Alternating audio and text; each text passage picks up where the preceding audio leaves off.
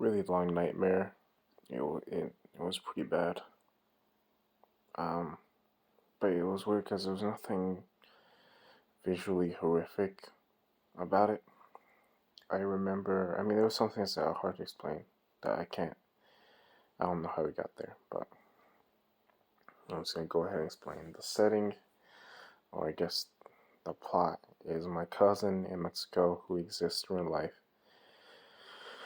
is going to get married, and she is like trying to pretend like it came like all of a sudden or something like that, like it wasn't because she's pregnant in the dream. That's how it is. And kind of freak out. Oh no, I don't freak out. I just say some stuff like that when I'm sleepy.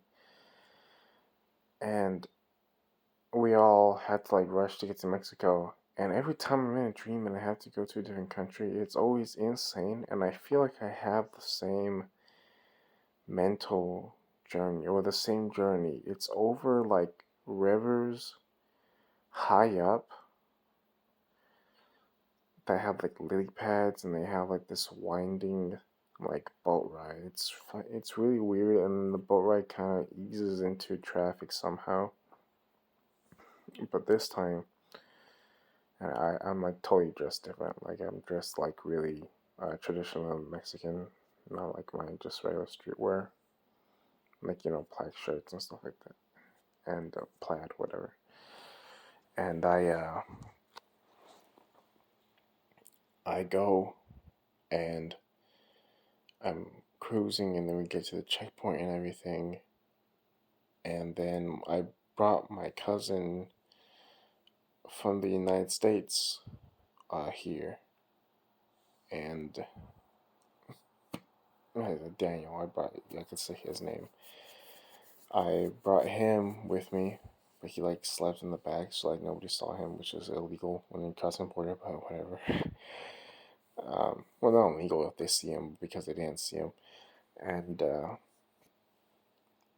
we go all the way to the home, and it's like I have like a really dark and ominous feeling when going over there. And to describe to you our regular house, it's just like a little house by a little farm and or ranch, I guess you would call it. And it's like built out of like I don't say just concrete, but it's like really nice. It's a really nice house for like a village home, and it it has like nice decorations and stuff like that, and it's not super religious. Like it has Jesus on there, but it's not like we don't have like statues of Mary all over the place and candles. And when I get there, um, I guess lore starts to change in my head, and I arrive in Mexico, and then there's candles like everywhere in the house, and it's really dark, and it's creepy. This is like Mexican like fucking horror movie shit. Like that's kind of how it is. And the statue Mary or like some other woman is there, and everybody who is in our side of the family seems really quiet and like almost like they're in denial of something, or like they just saw a ghost. Like it's really weird how they're acting. And in my head, or in real life and in my head, at that point, my cousin's gonna marry her fiance, which is another native Mexican. But in this dream, it starts to warp into this like really like kind of like rich, sensitive, feminine white guy who's like her size but like way skinnier, and she's like pretty small anyway. And he's like too polite to like say no, and he just gets Uh, so I can't remember why he's not there. But her original fiance was supposed to be that guy, and now she's marrying somebody else. I can't remember why. I think the baby's not even his or something like that. But like in real life, the baby's definitely his. And but he's not white. He's like you know what I mean. And he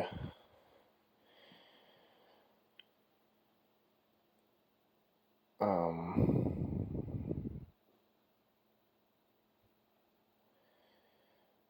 let me think. Okay, so he's out of the picture, but for some reason his parents are still helping with like the wedding arrangements. And then I remember getting into an argument, but I can't remember why. It was like with my mom that we had to travel twice and we had to get like all my clothes ready. And I was looking at my clothes, I'm like, none of these are fit for a wedding. And then I just see like this dresses like all over the house, like not even wedding dresses. There's just dresses. And I remember I was eating some food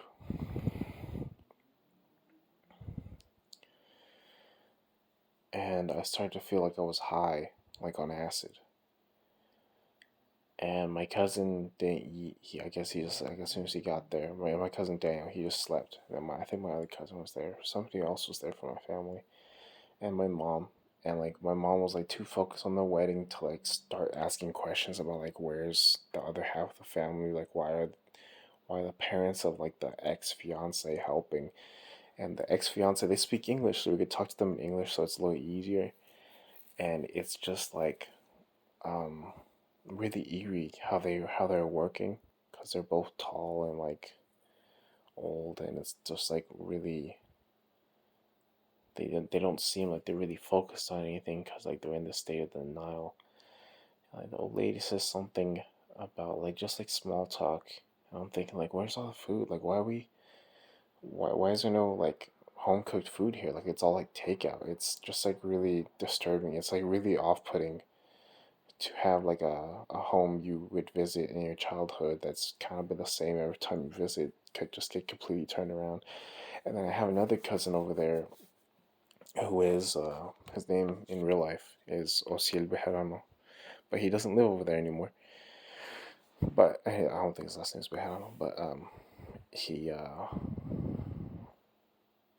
he he's like acting like crazy, like he's like coked up or something, or he's like really stressed out. And I feel like he has something to do with like this strange wedding arrangement or something to do with me because he just seems really aggressive. Like I'm feeling like a lot of really bad energy with him, and like the more I look at him, like the weaker I get. And like he's so nice in real life, and like I can't imagine him like that at all. And I can't remember so much details of what makes this dream so bad. But what he does is like while I'm on acid and I'm tripping out, he somehow like he invites this guy or my uncle who's like sleeping on the floor because he sleeps on the floor sometimes. And he wakes up and he's like surprised to see me, and I say, "Hey, how's it going?" And then he just ignores me and walks away. So that's another weird thing that's going on. And he has like just somebody else, and he like swapped bodies with like my female cousin, and I swapped bodies with somebody else. And then I saw like the ex fiance there, and he was just like miserable, just like being like it looked like he was just like bullied. And I never saw like the groom or the new groom or and my cousin who's actually getting married, and we saw that he was like being extorted for like money or something, and he helped me. I guess he made the food and he spiked it, and then I was laying outside in like a hammock, and then I saw my cousin, the one from Mexico, just start got like a buzz saw or I guess a grinder or whatever, just cut the fucking hood off. Started like messing with like the parts underneath the hood, started the car without the key, and they just took off with it, and I was like paralyzed. And I saw somebody like switch bodies with somebody, I can't remember, but I saw them switch bodies, and then now I was like trying to like overpower the acid, and I was able to move through the paralysis and stuff like that and sneak away. And I was like, how the fuck do I get it back? Like, there's no way I'm just gonna be able to go up there and fucking take my car back because he's. And so, oh, he can't sell it because he doesn't have a title. Then he's not. He's not fucking selling it with the title. He's just fucking giving it away. It's Mexico. I'm joking, but that is what I was thinking. That it's Mexico. I don't know if he's just fucking getting rid of my car, and now I'm stuck there, and he doesn't give a shit, and nobody's gonna help me. Everybody, like, I can't accuse him. My mom doesn't want to fight in a situation, and my other cousin's been asleep the whole time. And I saw him switch bodies, so now I don't know what the fuck's going on. And I'm like crawling around, and I see my cousin and he has like my other cousin who just stole my car. He has like guys with him, like just random people that aren't friends of the family. I don't know if you ever been around something like that. Like you're just around like a family member, and they just have friends that you have no idea who they are, and it's just like I want to say hi to them, and they look kind of fucking like crazy. Oh, and that's how this was. Like it was just a bunch of guys in the house, and it felt really sad because like my grandparents, my grandmother is really old, and she's like kind of meek, and I feel like they're pushing her around and just like invading her space. She's hoping they'll just go away eventually, and then I have a feeling that all these candles and stuff was up to them, and the candles are like so eerie. Like I don't, that's not Mary. It doesn't look like Mary. It's so bizarre. It's just like it's almost. It's supposed to be like kind of Catholic uh, orientated, but it just looks like horrific. Like it's still it's not like it's a monster or anything. It's just like really eerie. It's not Mary. It's like, and I know there's like Santa Muerte and stuff like that that they celebrate over there, but it's not that either because she's like a skeleton, I think. And it was just a weird woman, and I remember sneaking around like his friends. I think I was able to choke one of them out or something. And I look at my cousin, he's asleep, and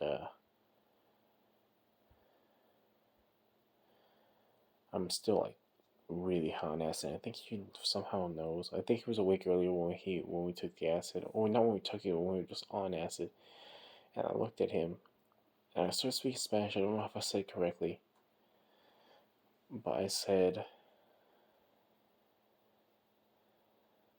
something like "Me vas a decir quién eres," like, which means like you're gonna tell me who you are. And he started laughing, and he was like, what the fuck? What do you mean? And I was like, I still believe it. And I said like, I said like, no entiendo lo que está pasando. Me vas a decir quién eres. And he says like, what the fuck do you like? He starts laughing because he thinks I'm just having like a really bad trip, and I'm like fucking around. And so he's like watching me like just like freak out a little bit. And then I tell him, I was like, tell me, like, he has no idea, like, what's going on, that my car is stolen, that, like, there's, like, an extortion shit going on with the wedding, or, uh, like, that I'm just trapped here alone, and, like, nobody gives a fuck, and I'm probably gonna die if they see me after the wedding, for whatever reason. And then I told him, like, firmly, it was, like, in Spanish again, but I can't remember exactly what it says, so I'm not gonna say in Spanish. And I was like, I really don't know what's going on. Tell me who you are. And then like he got like kind of serious, and he was like, oh shit, like okay, I'm Daniel, like what the fuck do I do? And I was like, dude, I don't know. There was like a guy out here like switching parties, and they stole my car, and like we're stuck out here, like we can't get back. Like all my shit's in the car, my phone, everything. Like we're fucked. Like there's no way we're going anywhere. And there's all these guys around here, like the parents are like really weird. Everybody's acting like insane, and I need his help to like just to be with me, just to fucking figure something out, or to have like another guy to like do something, because like they know that I know that I've been wronged, but I don't think they know that he's even there. So I was hoping I could use him to like introduce him to my cousin, and maybe he just feel like just going on with the politeness enough to be like, hey, what's up, man? And then fucking like it sneak up on him and choke the shit out of this guy. And maybe he has my car keys, but he didn't fucking take my car with the car keys, so we wouldn't have the car keys. And even if he had the car keys, there's no way we could get it back because I'm not just gonna go out there with no car and come back with a car. Like that's not how it works. Like the car is probably being driven right now. It's probably owned by some scary fucking guys, and I'm already feeling weak. For like, I'm weak and I'm high. I'm like, this is a nightmare. And then I started thinking like, um, I need to wake up. Like this is a nightmare. I need to wake up. Like not like I figured out that it was a nightmare. It's just like I was thinking like this is a nightmare in a nightmare. And then all of a sudden it like clicked and I woke up. And I don't even remember trying to wake up this time. So yeah, it was a really fucking weird dream. And I know I had other weird dreams, but I can't remember right now. And I don't want to make this video fucking like hours long, so I'll see you.